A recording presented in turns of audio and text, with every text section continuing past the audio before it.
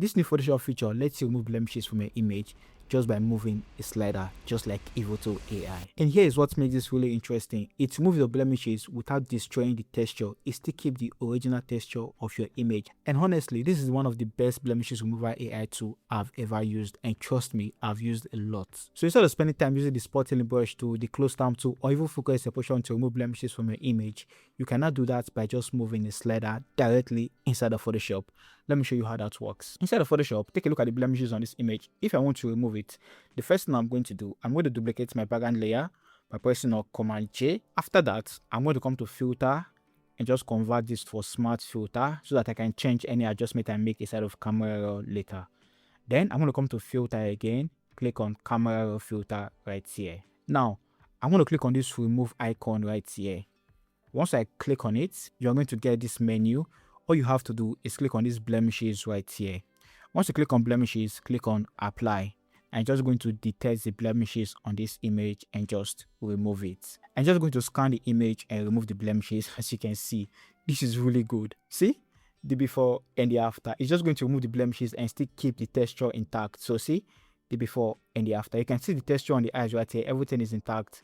The before and the after. Looking really good.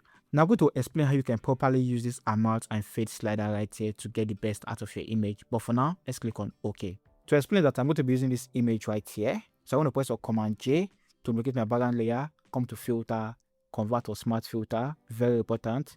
Then come to Filter again, come to Camera Raw Filter right here. Now I'm going to come to my Remove tool, click on Blemishes, click on Apply. Give it a couple of seconds, it's just going to remove the blemishes from our image. This is good. See? The before and the after. Take a look at the texture right here. Take a look at this image right here. See? The before and the after. Texture is looking good. Take a look at the eyes right here. The before and the after. The before and the after. The texture is really good. Alright, so let me explain this amount and this fade slider right here. Now, this amount is not opacity or the amount of blemishes you want to remove.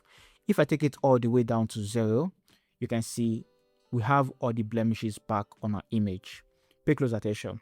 If I take it up to about 10%, take a look at this place right here. Just remove the blemishes on this particular place. See?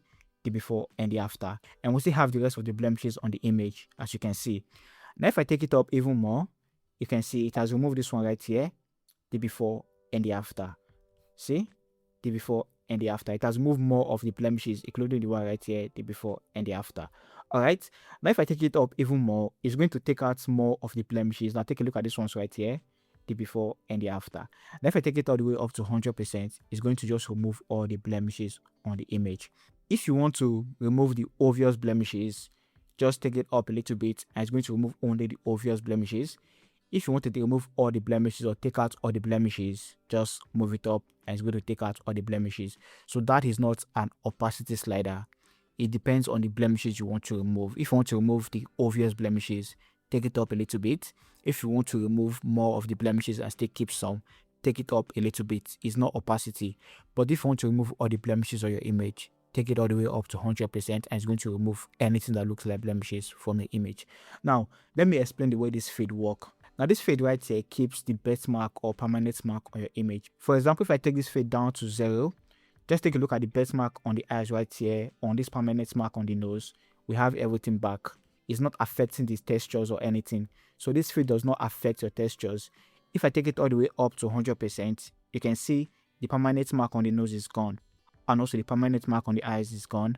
If I take it all the way down to 0, you can see they are back. Take a look at this one on the eyes as well. Take it all the way up to 100, it's gone. Take it all the way down, it's gone like that. So this controls the amount of permanent mark you want to keep or retain on your image. Take a look at the one at the mouth as well. If I want to fade it, I can just fade the permanent mark a little bit. If I want to take it out permanently, I can take it all the way up to 100 like that. See the before and the after. This does not affect the textures.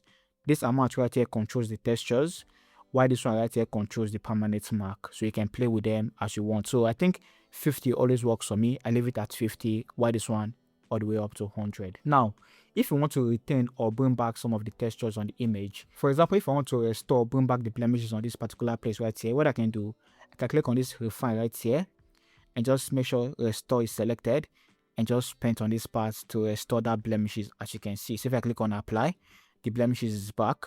What if I want to remove it? I can just click on refine, click on remove, paint on this particular place right here, and it's going to take out that blemishes, as you can see.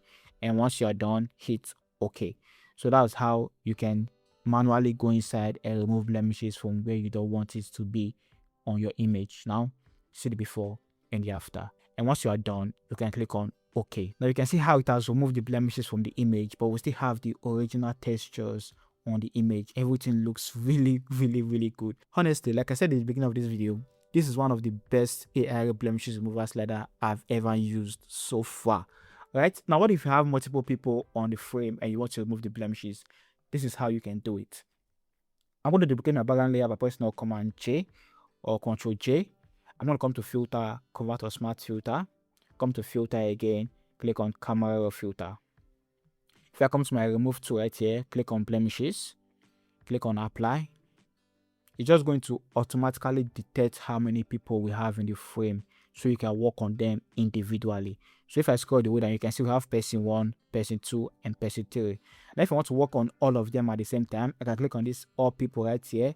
And whatever I do is going to be affecting everyone on the image. So take a look at this image, see the before and the after. You can see it's affecting everybody, the before and the after. Now if I want to work on only this person right here and I don't want it to affect the other 2 persons, what I'm going to do, I'm going to select person 3. And once I select person 3, whatever adjustment I make is going to be affecting only person 3. As you can see, it's not affecting person 2 or person 1. So see the before and the after. It's affecting only person 3. I can also refine it. If I want to refine it, click on refine right here, and let's restore this part right here. Click on restore, increase your brush size to how you want it, and just paint, and it's going to restore that particular place for that particular person because person 3 is selected.